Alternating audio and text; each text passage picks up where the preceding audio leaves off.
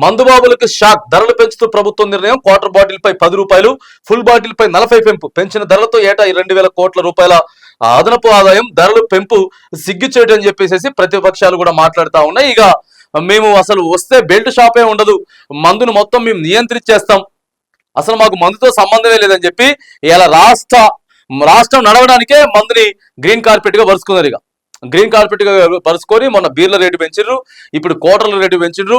మేము ఆడబిడ్డలందరికీ కూడా, మా మహిళలందరికీ మేము భరోసా ఇస్తా ఉన్నాం, ఇక్కడ నుంచి మీ భర్తలు తాగిరారు, ఎక్కడ పడితే అక్కడ బెల్ట్ షాపులు ఉండవు కాబట్టి, 8:30 9 గంటలకు వైన్ షాపులు క్లోజ్ చేస్తాం కాబట్టి మీ భర్త డబ్బులు జేబులోనే ఉంటాయి, ఆ డేబులు పట్టుకొని పైసలు పట్టుకొని వచ్చి నీకు ఇత్తడు తల్లి అని చెప్పినటువంటి ఇదే ప్రభుత్వం ఎన్నికల కంటే ముందు వీళ్ళంతా వచ్చిన తర్వాత ఇష్టం వచ్చిన రేట్లు పెంచేసి ఎక్కడ పడితే అక్కడ బెల్ట్ షాపులు విస్తరిస్తా ఉన్నాయి, పుట్టగొడుగులాగా విస్తరించేసుకొని కేవలం మద్యంనే వ్యాపారంగా దాన్నేగా కీలకమైన రాబడిగా చూసుకొని మరి నడిపిస్తున్నటువంటి సందర్భం అయితే కనబడతా ఉన్నది.